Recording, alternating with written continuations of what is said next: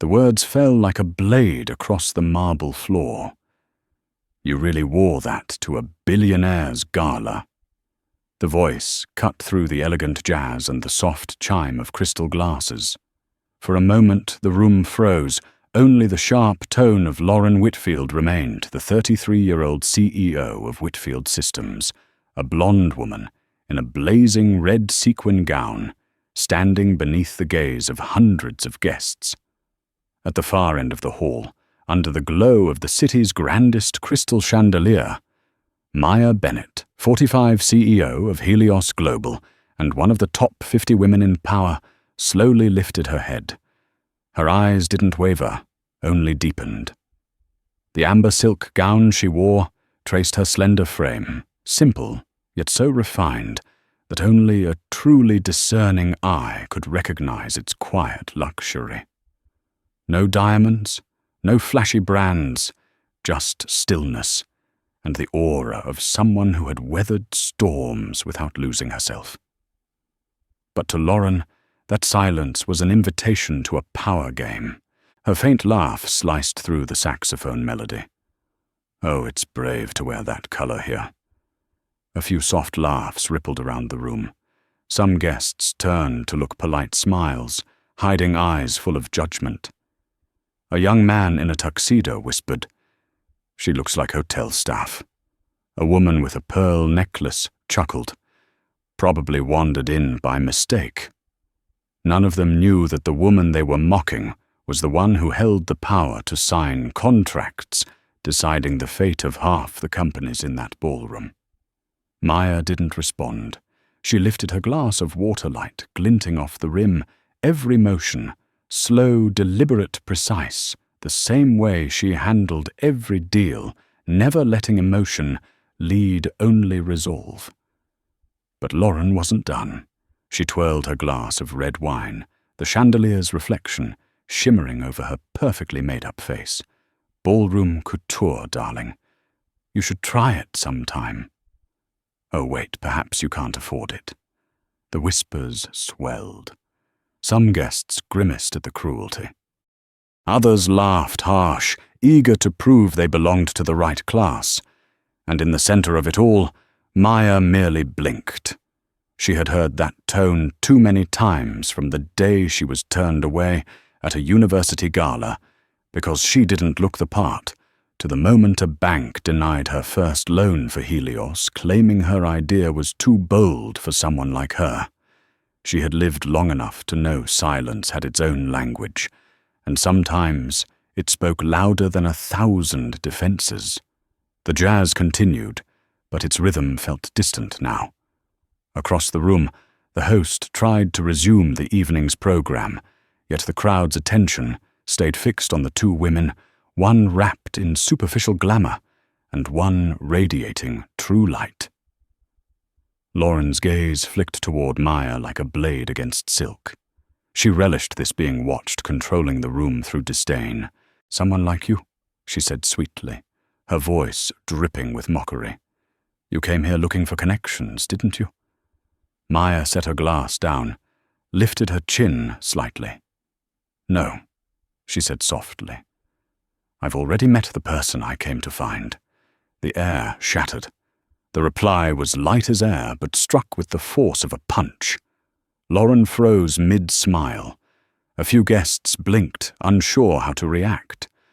Maya simply tilted her head, her calm gaze declaring that every insult was too small to touch her. The ballroom, with its expensive perfume, artificial laughter, and veneer of civility, suddenly became a mirror, reflecting an uncomfortable truth. Those who believed themselves powerful were exposing their own pettiness. From a distant corner, Emily Nguyen, a freelance journalist covering the event, quietly opened the camera, hidden in her clutch. She sensed something was happening, a moment that would later be called the turning point. At the VIP table, Daniel Park, a seasoned investor from San Francisco, furrowed his brow. He had met Maya once, during a negotiation in Singapore, and he knew from that single encounter this was not a woman anyone could humiliate. Her strength didn't lie in her words, but in her silence, the kind that waited for the perfect moment. The murmurs spread like an undercurrent. The mockery shifted into uneasy whispers. Who is she? Why is she so calm? But Lauren mistook it all for admiration. She laughed louder, her voice echoing like fireworks. Can someone please double-check the guest list? Security seems rather lenient tonight. Laughter broke out again, but this time it was hollow-forced. A few eyes turned away. Some guests lowered their glasses. Maya inhaled softly, her breath fogging the rim of her glass like a thin line of frost. In her mind, old memories replayed the doubtful stares, the condescending tones, the doors that once declared she didn't belong. But tonight was different. She was no longer the young woman once escorted out of a ballroom. She was the one whose signature kept this very room alive. And in a place where billions were exchanged with a handshake, sometimes silence was the most terrifying form of power.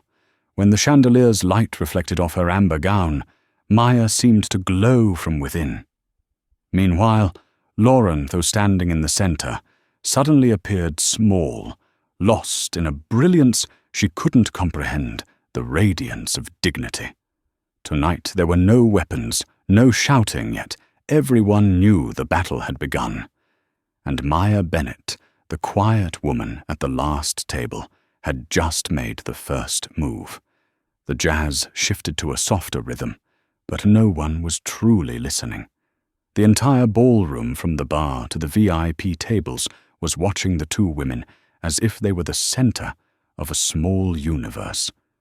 One dazzled in a red dress, living for the eyes upon her.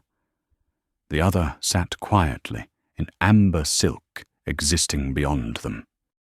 Lauren Whitfield was still smiling, still raising her glass, but behind that smile was intoxication, the kind that came not from wine, but from power. To her, every room was a stage, and everyone in it merely supporting cast.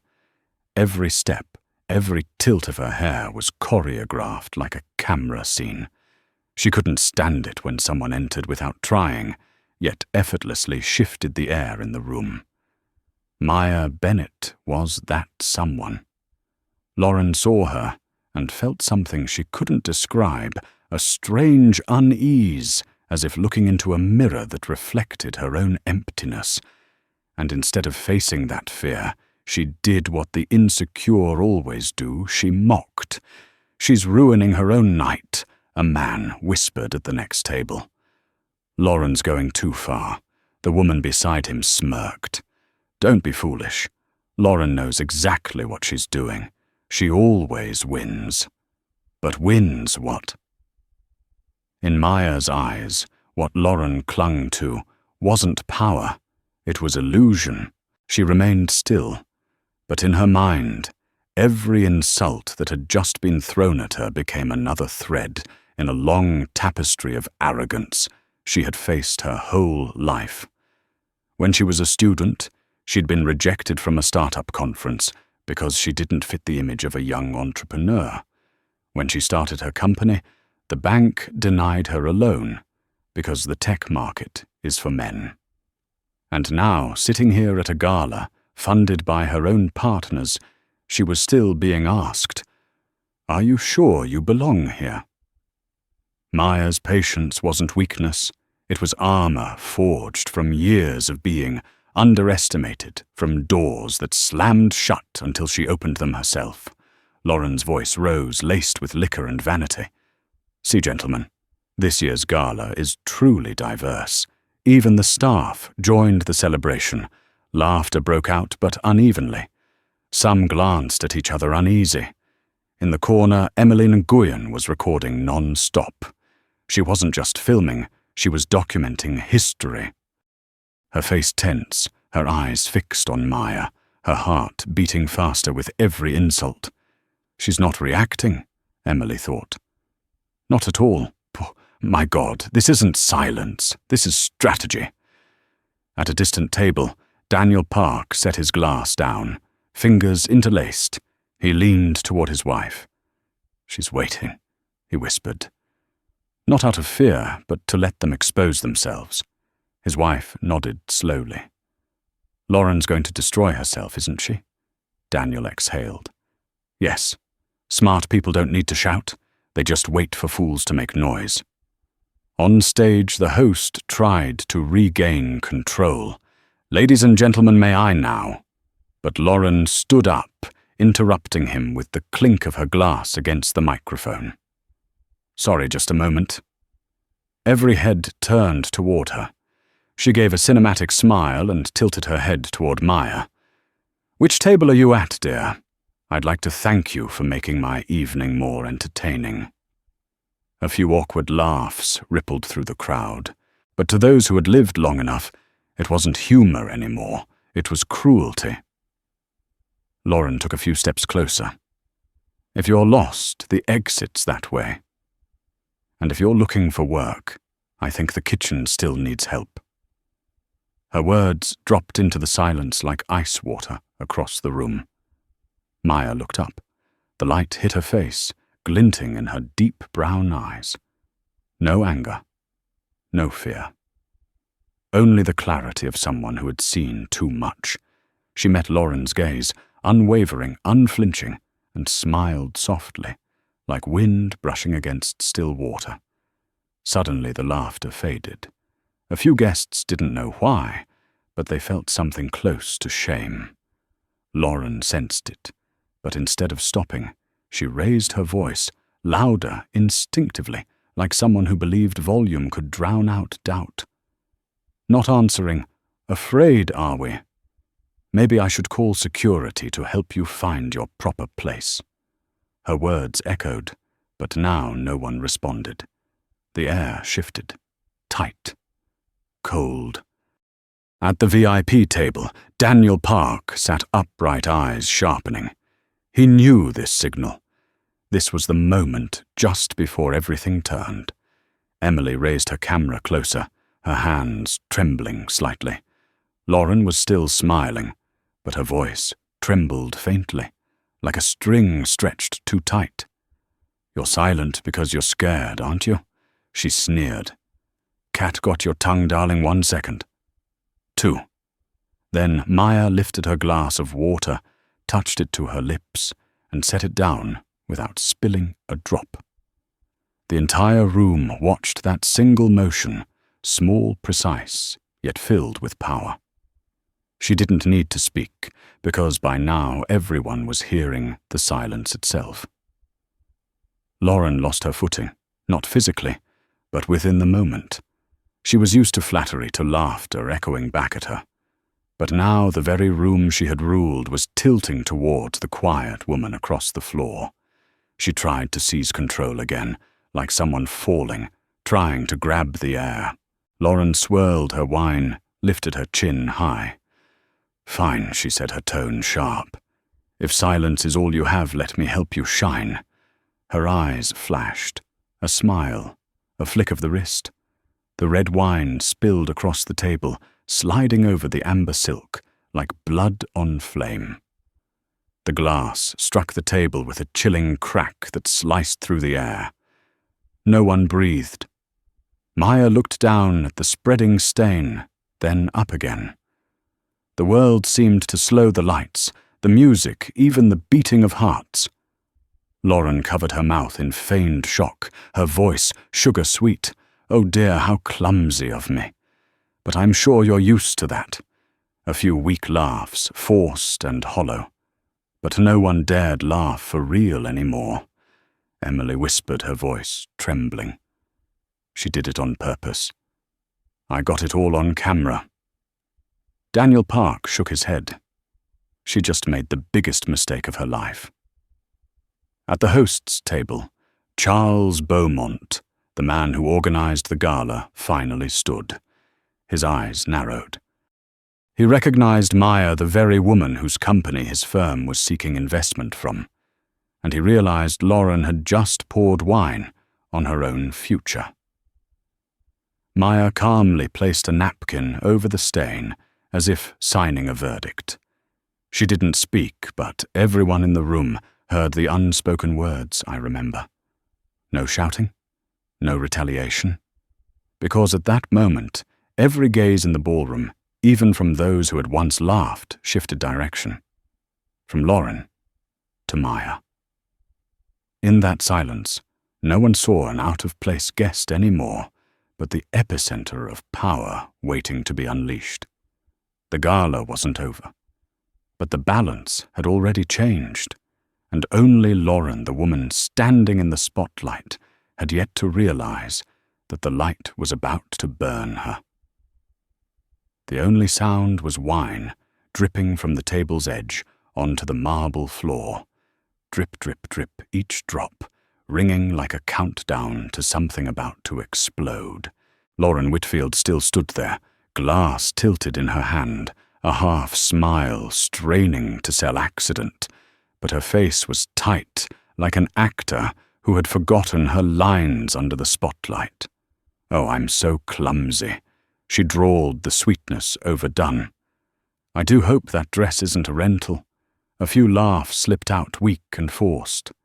Guests near Maya looked away, afraid to meet eyes that held something they could not explain, a calm so steady it was unsettling. Maya did not respond. She set down her water, her hand steady, as if nothing had happened. She lifted a white napkin and laid it gently over the widening red stain on the amber silk. She did not wipe. She did not cover. She simply placed it, as if signing a report. In her chest, an old memory surged back, a night in her sophomore year when she was turned away from a hall because she didn't look like anyone on the list. She had walked away quietly and made herself a vow, "One day I will own this place." Now, beneath the chandelier's warm gold, she realized that promise was ready to be fulfilled. At the right of the room, Emily Nguyen gripped the clutch that hid her camera heart, hammering. Her lens caught everything, the beads of wine on silk, the chill in Maya's eyes, the counterfeit smile on Lauren's face. Emily knew she was not filming an accident, she was capturing the moment when New York's bare-knuckle power world showed its face. Farther off, Daniel Park leaned toward his wife. "Do you feel it? Feel what the air? It just changed like the minute before a storm when no one notices." He watched Maya, the woman who sat motionless, as if her silence were swallowing every sound in the room. Lauren unable to stand.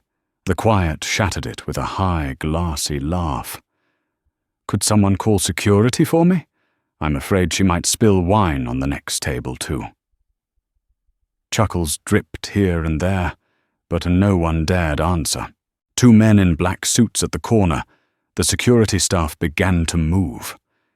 Maya's eyes never left Lauren. She was not afraid, and she was not angry. She was remembering. Lauren smirked and turned to her circle of wealthy friends, pitching her voice just loud enough for the table. Far too many people think a pretty outfit is an invitation. Perhaps they forget this is a gala for the real set. The real set.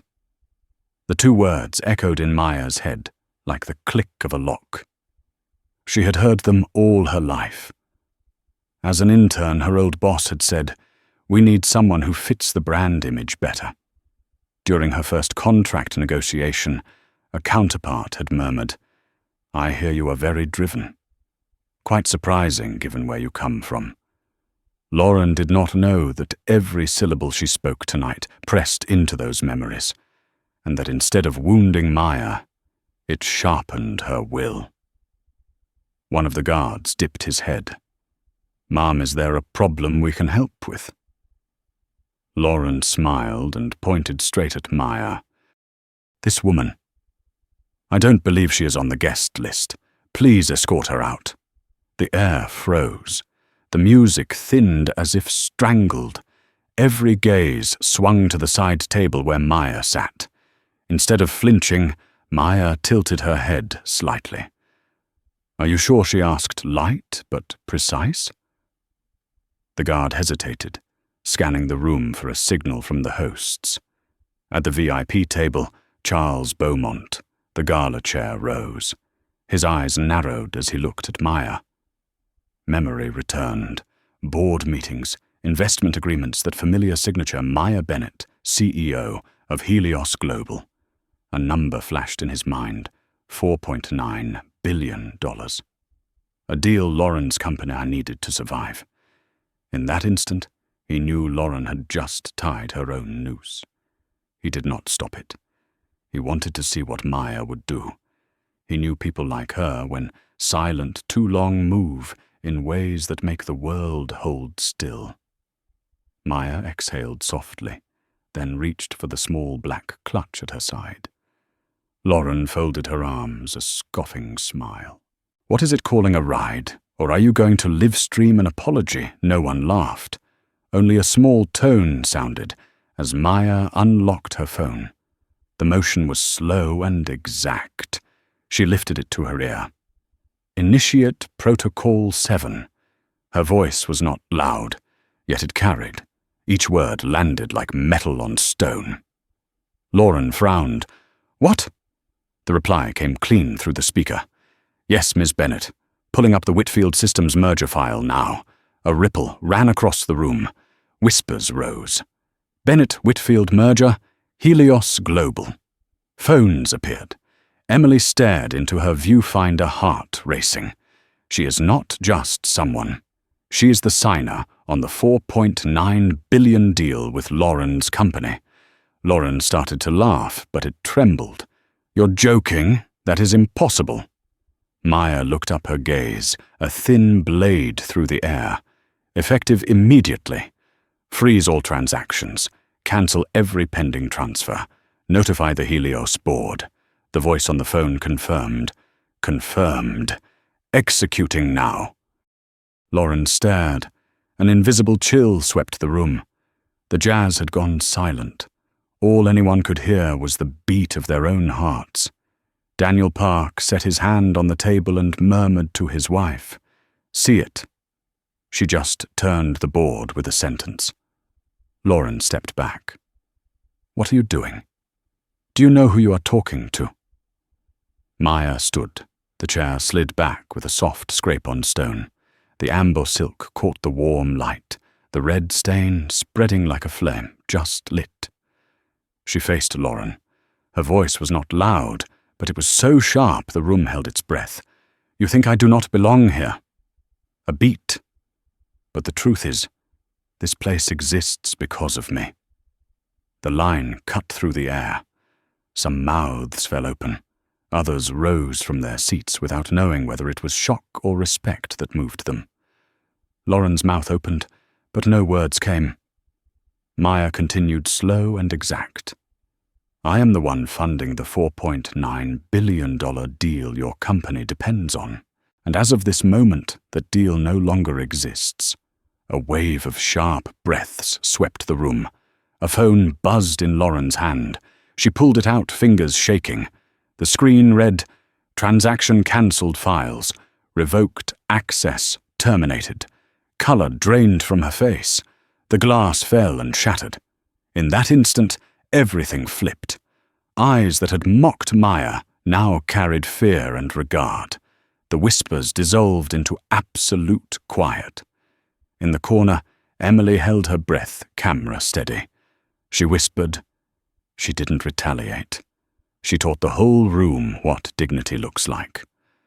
Under the wash of warm light, Maya Bennett, the woman who had been publicly humiliated, stood at the center of the room, without shouting and without proving a thing. Because real power does not need noise. And Lauren, standing amid shards of glass, saw only herself, the person who had spilled wine, not just on a dress, but on her own empire. The room was still. Maya slipped the phone into her bag, swept the crowd with her eyes, and spoke in a voice soft as wind that still made everyone shiver. "The show is over."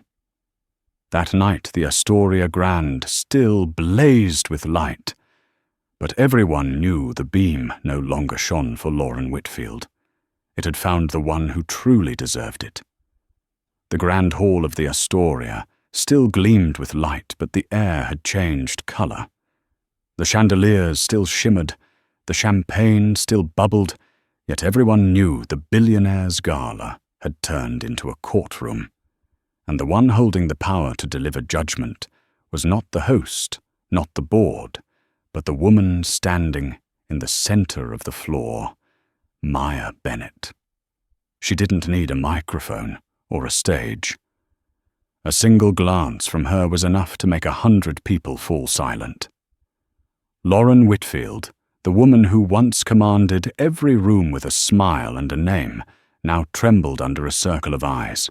Her complexion had drained of color, her expensive makeup couldn't mask the panic. The red gown that once symbolized her power had become a warning flag. The phone in Lauren's hand still glowed, the words merger cancelled, $4.9 billion, cutting into her pride like a cold blade.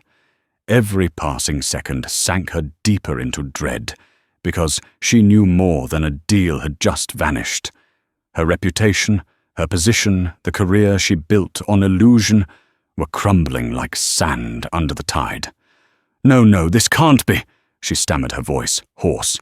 "You can't cancel a deal like that, over something so small."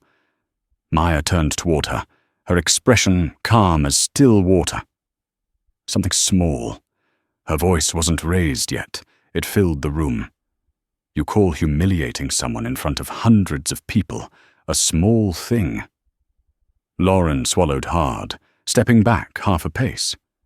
From across the room, Daniel Park slowly rose to his feet, his voice steady and resonant. "And you've forgotten something, Lauren. The woman you insulted is the one holding the keys to your company's future. I've worked with Ms. Bennett. She never says things twice." The room began to stir. Whispers spread like ripples. "She's the CEO of Helios." Yes, the tech firm worth over $70 billion. "Then Whitfield is finished." Lauren backed away, shoulders trembling, trying to recover her usual tone. We can talk privately, right? I'm sorry, it was a misunderstanding." "There was no misunderstanding," Maya said evenly. "Only habit. The habit of people who believe they can belittle others without consequence." The words landed like a gavel, and silence fell. In the press row, Emmeline Nguyen kept filming goosebumps crawling up her arms. She had covered dozens of events and hundreds of speeches by the powerful, but she had never seen a moment of power so real. No script, no PR, no polish. Just a woman reclaiming her dignity, with justice of her own making. Lauren still refused to accept defeat. She forced a smile, though her lips trembled. "Do you even realize what you've done? You've just jeopardized the future of thousands of employees. I'll sue you." Maya stepped closer until only an arm's length separated them. "You don't need to sue," she said, her eyes steady. "You only need to look in a mirror, because you're the one endangering them, not me." Lauren opened her mouth, but no sound came. Around them, guests began to rise, not in chaos or applause, but in solemn silence, as if collectively acknowledging who truly held power.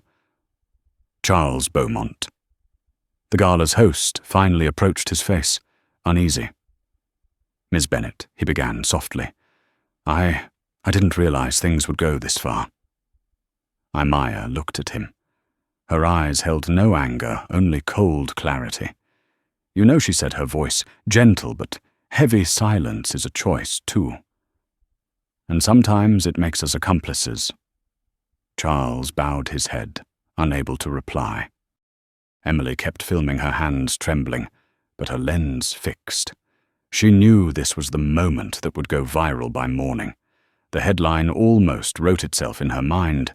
Black female CEO publicly humiliated, then cancels $4.9 billion deal at Gala. In another corner, Daniel Park poured another drink and raised his glass slightly. That he murmured is how someone turns humiliation into strategy. Lauren hung her head, muttering, "I didn't mean to. Maya cut her off. You don't need intent to cause harm. Arrogance is instinct for those who've never been tested. I'm just helping you see the consequences." The air thickened, heavy enough that everyone could hear their own breathing. Then Maya took a step back and turned to face the crowd. "Ladies and gentlemen," she said, "this isn't about me. It's about how we treat those we think are beneath us." She paused, letting the words settle. "We've built this corporate world on business card status and grand parties, but if someone has to trade their dignity just to be here, then maybe it's this room that doesn't deserve them." No one clapped, but dozens nodded. An older woman, an investor from Chicago, even wiped away tears. Behind her camera, Emily felt her heart tighten in her chest. Maya continued her voice, low, steady, and weighty. "We've confused position with worth. A person can be rich by luck, successful by opportunity. But respect is the one thing that cannot be bought." She turned her gaze directly to Lauren. "You have 4.9 billion reasons to learn that lesson. I only needed one." Lauren froze, eyes wet, lips trembling. You're really going to cancel it?" Maya didn't answer. She only turned back to her table and lifted the napkin that still covered the wine stain. Folding it neatly, she placed it on the plate. Wine can be washed away. Contempt cannot. The words closed the night like a seal. As she left her seat, the rows parted automatically. No one spoke, but everyone stepped aside, creating a glowing path beneath the chandeliers. Lauren stood motionless, fists white against her sides. In that stillness, the sound of Maya's heels echoed sharply, click, click, click, like knocks on the worn doors of a deceitful world. And when she reached the exit, she stopped. Without turning back, her voice carried through the room, soft as breath, yet stronger than applause. "Respect is not an honor you give to others. It's the way you keep yourself from becoming small." Then she walked away. Her amber silk gown trailed through the light like a burning ribbon against the Manhattan night. Behind her, the Astoria Grand still glowed brilliantly, but its light had found a new owner. And in the silence that followed, a world was forced to look at itself. The great doors of the Astoria Grand closed behind Maya Bennett, leaving a room with no music. The jazz had cut off mid-phrase, as if the band itself understood the night's song was over, and all that remained was the echo of a verdict. Crystal light still fell from above, but it no longer shimmered as before. In each person, a fracture had opened a crack between class and dignity. Lauren Whitfield still stood there, hands cold, lips trembling. She could not lift her feet. Everything that once fed her pride, her name, admiration, power in the world of investment, now lay shattered like the wine glass she had dropped. Around her whispers began soft at first, then swelling into a wave. It really was Maya Bennett. She just cancelled a $4.9 billion deal on the spot. And Lauren, dear God, she destroyed herself. Lauren heard every word like a blade. She tried a fragile smile, but when she turned, the friends who usually circled her, those allies of the industry, were already looking away. They bent over their phones, pretended to be busy, or found excuses to leave their tables. Even Charles Beaumont, the Gala's host, only shook his head and slipped back toward the stage, unwilling to approach. He knew any defense now would be meaningless. Lauren stared at the floor where the red wine stain still spread across stone. A server stepped forward to clean it, but she stopped him. "Don't," she rasped. "Leave it." Deep down, she knew it was not the floor that had been stained. It was her image. At the far end of the room, Emily Nguyen was still filming. Her hands were slightly unsteady, but her gaze tracked Lauren, not out of pity, but out of understanding. She whispered into her mic with feeling. In a few short minutes, the balance of power between two empires swung 180 degrees. One woman used words to humiliate the other, used silence to end it. She drew a breath, and the most terrifying part is that it all happened in absolute silence. At the central table, Daniel Park remained seated. He did not leave with the others. He watched Lauren with a look half sympathetic, half pensive. "This is what we, the ones who believed power was the loudest voice, deserved to learn," he murmured to his wife. She answered. Sometimes the silence of the humiliated is the knock of justice. Lauren caught a fragment of that, her lips shaking. She wanted to protest, to insist that Maya had overreacted, that this had been a social joke, that she did not deserve to be ruined over a single evening, but deep down she knew. No one had forced her to mock. No one had made her throw the wine. No one had told her to summon security, except her ego and her habits. She had destroyed herself with no help at all. Lauren returned to her table and sat in the same chair, where hours earlier she had laughed with scorn. Everything was still there. The glass, the phone, the clutch. Yet it felt as if she were sitting in her own ashes.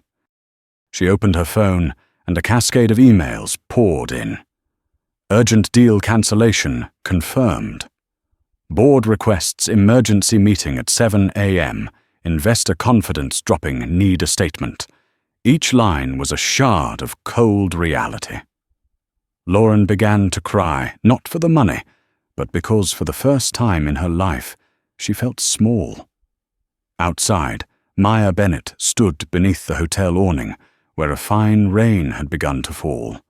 Streetlights cast reflections on the amber gown, now marked by a deep red stain. She touched the spot gently, and her mouth curved into a sad smile. Not the smile of victory, but of someone who had lived too much to find joy in winning. A black car rolled to a stop. The driver opened the door. "The car is ready, Miss Bennett." She nodded, but paused. She looked up toward the higher floors, where warm light still poured from the ballroom windows. Inside, those who had laughed at her were facing their own consciences. Outside, she stood quietly, with no need to watch, because the ending was certain. In that moment, Maya felt what she had learned all her life. True justice does not need a crowd.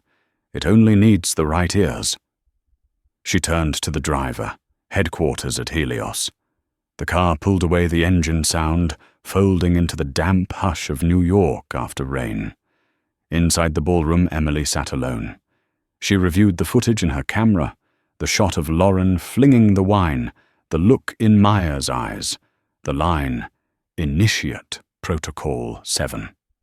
Every frame sent a shiver. She knew she held not just news, but a message, a story that would make millions ask. In a world where power drapes itself in luxury, how many still remember that respect is not a bargaining chip? Emily shut the camera and looked up at the now empty hall where a few servers were cleaning. One polished glasses, another gathered tablecloths. The air held the sharp scent of wine. She walked to the stain on the floor, still red, still vivid, but no longer frightening. She took a photo. "This," she whispered, "will be a symbol, not of shame, but of awakening." The next morning, the New York Ledger ran a banner headline. "Billionaire CEO walks out, cancels $4.9 billion deal after public humiliation." Beneath it was a photo of Maya leaving the hotel light, catching the amber gown, so she looked like a flame stepping out of the night. Social media erupted, millions of views and thousands of comments. One read, "She did not need to shout, she made the world go quiet." Another, "Dignity is something you cannot pour wine on." Within hours, Maya Bennett became a new kind of emblem, not of revenge, but of awakening. And Lauren vanished from the internet. The Whitfield Systems Board convened an emergency meeting, and by noon the statement was out. CEO Lauren Whitfield has officially resigned. No one was surprised because everyone knew she had lost her seat the moment the wine touched the amber silk. That night, Maya sat in the Helios Global office, looking out at the city through the glass. Below New York still blazed, as if no storm had passed. The morning paper lay neatly on her desk. She smiled faintly as she read the headline again, not out of pride, but to remind herself that every victory has a cost. Her fingers brushed the dried wine on her gown, now only a dark trace. She whispered almost to herself, "I didn't cancel the deal because I was offended. I simply refused to finance arrogance." And out there in New York's lit rooms, perhaps someone, even if only one person, was relearning how to treat others, beginning with a single word, respect. 3 days. Just 3 days after that night at the Astoria Grand, and the world had changed. Across every major publication, the image of Maya Bennett walking out of the hotel in her amber gown, still marked by a red wine stain, appeared everywhere. No caption was needed, because a single frame told the whole story, a woman leaving the place that once mocked her, carrying not just dignity, but real power. Meanwhile, on the 43rd floor of Whitfield Systems, the thick glass walls felt like they were crushing the air. There was no laughter, no clinking of champagne glasses, only the pale morning light and the tired face of Lauren Whitfield, sitting alone in the CEO's office, the one she would have to vacate in 3 days. The phone on her desk hadn't stopped ringing. Journalists, shareholders, partners, everyone asking the same question. Do you have any comment about the Astoria incident? But Lauren had nothing left to say. She had once believed she was born to lead that charm, beauty, and reputation were all it took to rule the world. But now she understood true leadership did not need attention. It only needed the courage to never look down on others. On the desk lay an envelope delivered that morning with no name. She opened it. Inside was a single slip of paper that read, "Respect is not negotiable. M." The handwriting was graceful, deliberate. It needed no signature. She knew exactly who had sent it. Lauren smiled faintly, but her eyes carried real pain. Because when everything fell apart, what frightened her most wasn't losing money, but realizing she had never truly been as noble as she imagined.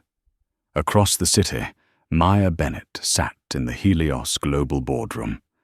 Sunlight poured through the tall windows, glinting against her neatly pinned hair and elegant bronze suit. On the table lay the latest market report. Helios stock had surged 12% in just 3 days.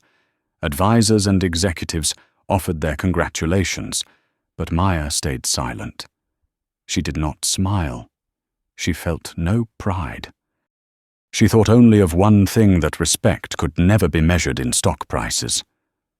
Ms. Bennett, her assistant, said the press is requesting exclusive interviews.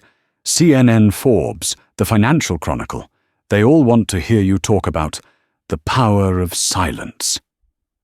Maya shook her head gently. No, I don't want to talk about myself. I want to talk about the problem. She opened her laptop and began typing quickly. Silence is not weakness. Sometimes it's the only way to strip arrogance bare. When a room laughs at someone just for being different, That room has already exposed itself. She posted the piece to LinkedIn. Within 4 hours it was shared over 2 million times. New headlines flooded social media. Maya Bennett, the woman who turned humiliation into a global declaration. From silence to revolution, how one CEO made the business world rethink power. But amid all the praise, Maya remained quiet. That night, Emmeline Guyon, the freelance journalist who had recorded the entire event, appeared on a live interview with the New York Ledger. Emily, the host, asked, "Do you think Maya Bennett did what she did out of revenge?" Emily paused for a few seconds, then looked straight into the camera. "No," she said slowly.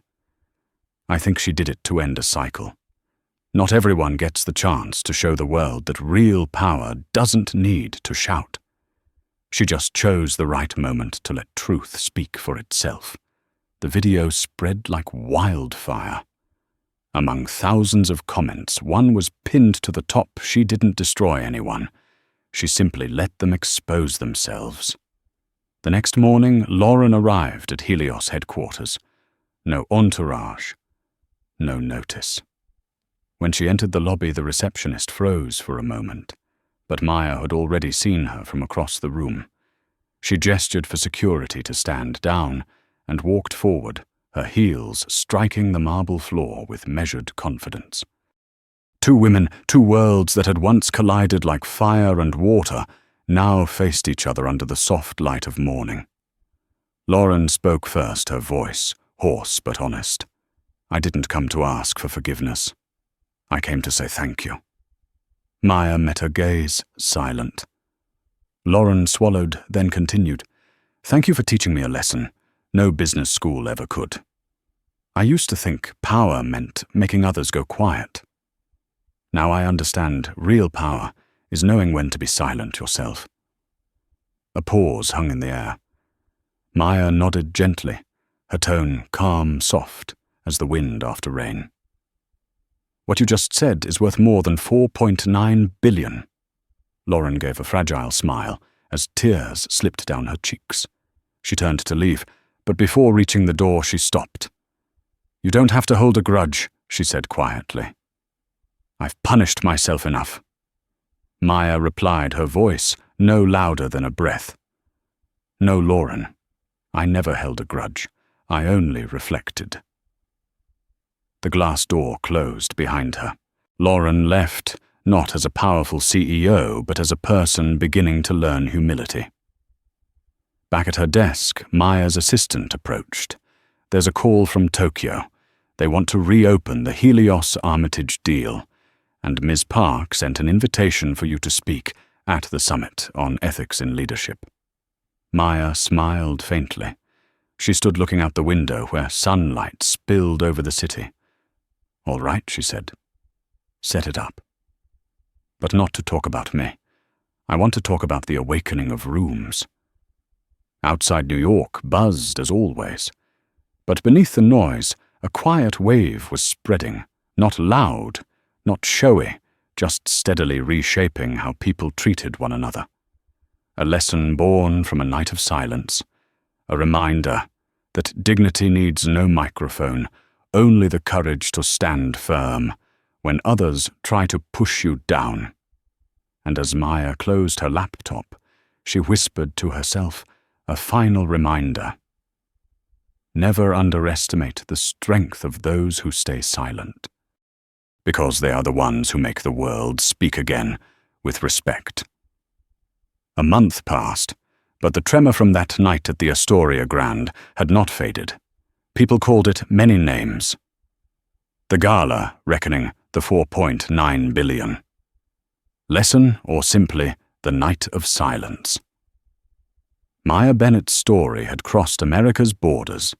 It was now taught in leadership courses at Harvard, analyzed at corporate ethics summits in London, and had become a global symbol across social media, where millions shared the hashtag dignity over power. But for Maya, it was never a victory. It was a reminder. On the first morning of March, she stepped into Helios Global Headquarters, the tallest glass tower in Manhattan. Sunlight glimmered on her polished black heels, but could not erase the quiet aura that seemed to follow her. On her desk lay the latest issue of the Financial Herald. The cover showed her face beneath the headline, "The Woman Who Redefined Leadership Ethics." Others might have felt proud, but Maya only glanced at it before folding it shut. She knew fame was a double-edged blade. If you let it touch your skin, it would cut deeper than you expected. Ms. Bennett, her assistant's voice, broke the silence. "We have a live interview with the BBC at 10. They want to discuss your idea of silent leadership." Maya set her teacup down her eyes, drifting toward the window. "Silent leadership," she repeated softly. "It's a nice term, but it's not enough. It's not just silence. It's the choice not to react, to make the world hear the sound of its own voice." Across the city, in a small apartment overlooking Central Park, Lauren Whitfield sat by the window. No red dress, no staff, no board meetings, just her, a cup of cold coffee, and a blank notebook. She had been silent for nearly 3 weeks. No posts, no interviews. The media called her the missing CEO, but the truth was simpler. She was learning how to live without applause. On her table lay the morning paper, Maya's face on the cover. Lauren looked at it for a long time. Not with envy, but with recognition. She whispered, almost confessing to herself. She didn't just save herself. She saved people like me, the ones who forgot where arrogance ends. She opened her notebook and wrote her first words in weeks. "I once thought power was making others bow. But real power is bowing to your own mistakes." Lauren smiled faintly. It was the smile of someone who had hit rock bottom, yet found the path upward. 2 weeks later, Maya flew to London to speak at the Global Ethics Summit, a gathering of corporate leaders from around the world. Before she walked on stage, the host introduced her. "Today, we're not hearing about strategy, but about what makes every strategy worthwhile human dignity. Please welcome Maya Bennett." Maya stepped forward. No bright lights, no music, just the soft sound of her heels across the floor. She began not with thanks, but with a question. If one day no one fears you, Will, they still respect you. The room fell utterly silent. Maya's voice was low but resonant. We live in an age where power can be bought, given, transferred, but respect cannot. It must be built through every action, every look, every decision made when no one is watching. A man in the front row, CEO of a major financial firm, raised his hand. "Then how do you know when you've gone too far?" Maya smiled gently. "When you start taking pleasure in making others feel small, that's when you've lost yourself." The audience was silent again, broken only by the scribbling of pens. Maya paused, her eyes glinting with a quiet light. "I'm not here to tell a story about a single night. I'm here to share a journey of everyone who has ever been underestimated, told they don't belong. To them, I want to say this: you don't need to be invited into the room. You can build a new one of your own." The applause rose, not wild, not loud, but deep, the sound of hearts awakening. At the same time in New York, Emmeline Guyen finished editing her short documentary, titled The Sound of Dignity. She reconstructed the entire gala scene, from Lauren's first remark, Maya's gaze, to the moment she walked out. No special effects, no dramatic music, just real footage accompanied by slow jazz and her own narration. Sometimes justice doesn't need to shout. It only needs someone brave enough to stay silent at the right moment. The film was uploaded to YouTube. Within 48 hours, it reached 50 million views. Under the video, one comment was pinned to the top. If I were Maya, I would have shouted. But maybe it's because she didn't that the whole world had to listen. Emily read the comment and smiled. She knew the story had grown beyond race or gender. It had become a reminder for anyone who had ever been belittled that dignity never needs permission to exist. A month later, Maya returned to New York. She was invited to a private gathering of young women in business. The room was small, with no media, no cameras. A brown-skinned girl around 23 asked shyly Ms. Bennett, if that night you had fought back, if you had shouted, you still would have been right. But why did you choose silence? Maya smiled. The question made her reflect for a moment. Because I understood, she said, when you shout to defend your dignity, people only hear your anger. But when you stay silent and act, they hear the truth. The room held its breath. The young woman lowered her head, tears glistening in her eyes. Maya stepped closer and took her hand.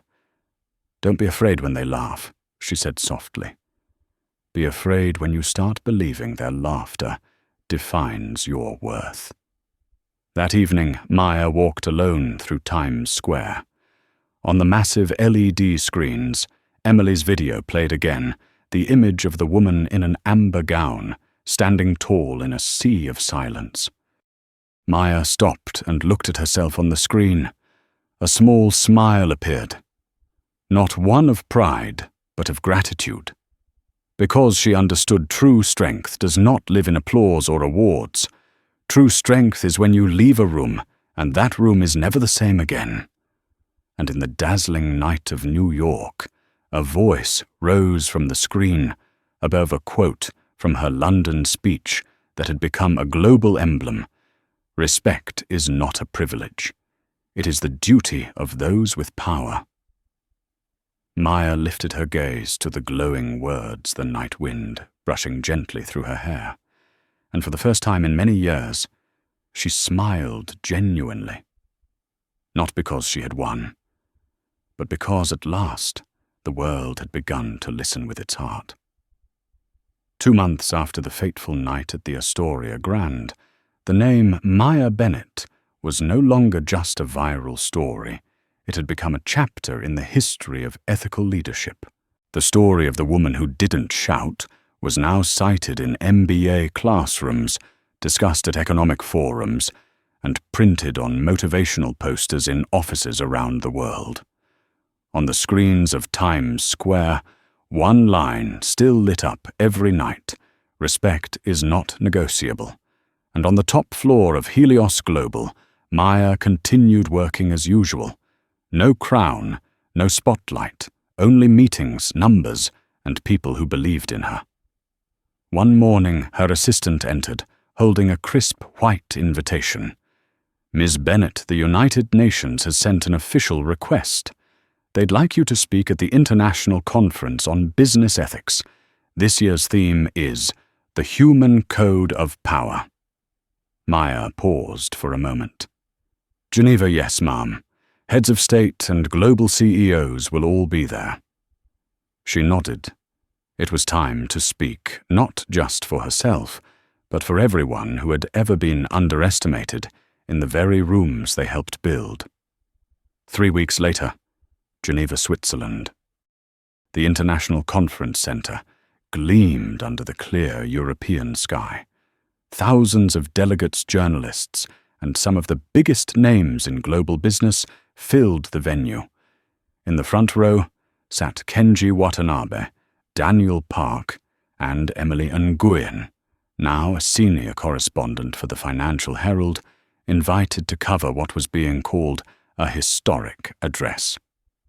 From the stage, the host introduced her. Some people change the world with power, others with their voice. But a few can change it with silence. Please welcome Maya Bennett. The applause rolled through the hall like a rising wave.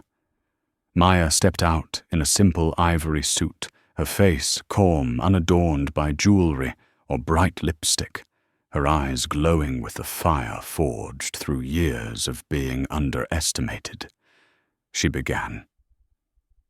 2 months ago, I walked into a room where everyone believed power lived in the chair they sat on, the glass they raised, or the brand on their gown. But that night I learned something, that power doesn't come from the light that shines on you, but from how you stand firm when that light reveals the truth. The room fell still. Maya paced slowly, her voice low but steady. When I stayed silent in the face of humiliation, they thought I was weak. But in truth, I was letting them hear their own voices, the voices of arrogance, of prejudice, of habit born from belittling others. And when I finally spoke, I only needed to say it once. Because when truth shines bright enough, it doesn't need to be repeated. A few people bowed their heads, among them board members who had once judged employees by appearance or background. Maya continued. I didn't cancel a $4.9 billion deal out of revenge. I did it to remind them that no number is worth more than human dignity. A company may survive on profit, but it only grows through ethics. The applause began softly, then rose, echoing for nearly a full minute.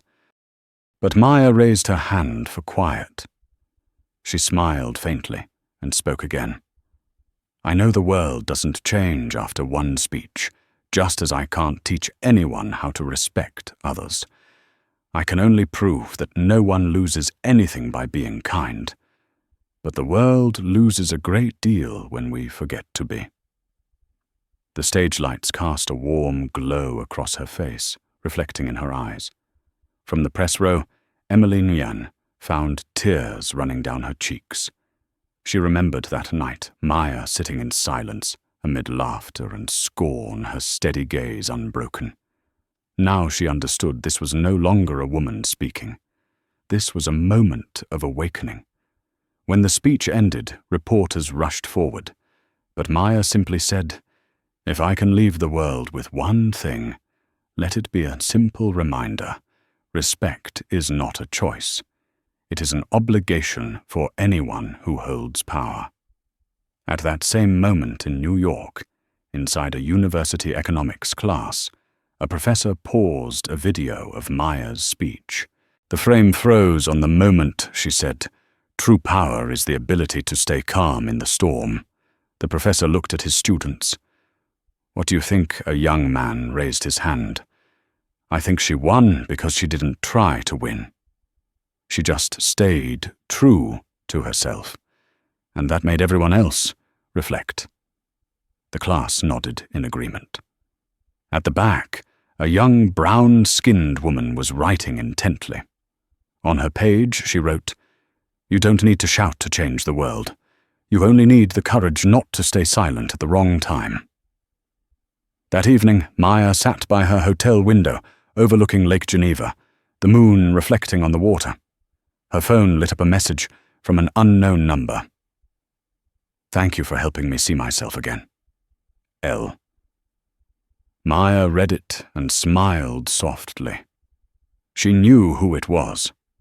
Lauren Whitfield, the woman who had once humiliated her, was now teaching at a newly founded non-profit called Human Leadership Mentorship, helping young entrepreneurs understand the ethics of power. Sometimes change doesn't need a winner, only someone awakened. 3 days later, Maya flew back to New York. As the plane descended, her phone buzzed non-stop, thousands of messages, invitations, words of gratitude. But she ignored them all and opened a single letter that had arrived earlier. Maya, thank you for making me believe that even when the world is unkind, we can still choose to be kind. Emily. Maya folded the letter and looked out the airplane window, where the sky was turning gold with sunset. She thought of that night, the night when a spilled glass of wine stained not just a dress, but awakened a world drunk on power. And now, as the lights of New York glimmered beneath the wings of the plane, she knew the story had outgrown her. It had become the light of the world, a light kindled not by fame, but by dignity. As the plane touched down, Maya whispered to herself, her voice soft yet resolute, like a vow. They may forget me, but as long as they remember this, respect is not a favor. It is the foundation. And in that moment, beneath a sky filled with light, the world fell silent. Not out of fear, but out of respect. 6 months had passed. The world no longer spoke of the incident, but of the Bennett effect. Corporations began launching training programs called Dignity First, and business schools opened new courses, Ethics in Power, using Maya's story as the defining case study. Inside the Helios Global office, Maya stood before the glass wall, watching the city glow beneath the sunset. From the streets below, people could still see the massive digital billboard, flashing the familiar words, "Respect is not negotiable." But to Maya, all that noise had become nothing more than a backdrop. She still arrived at work on time, still watched quietly, still treated everyone with humility. Because she knew that true power was not about making the world talk about you, it was about making the world act differently after hearing your story. That afternoon, she received a small package with no sender's name. Inside was an amber silk scarf, identical to the color of the gown she wore that night, and a handwritten note that read, "Thank you for teaching me that real pride doesn't lie in laughter, but in the courage to make things right." Lauren. Maya brushed her fingers over the fabric and smiled. It wasn't the smile of victory, but of forgiveness. That evening, Maya attended the Global Women in Leadership Awards. When the host asked, "If you could say one thing to those who are being judged, doubted, or looked down upon, what would it be?"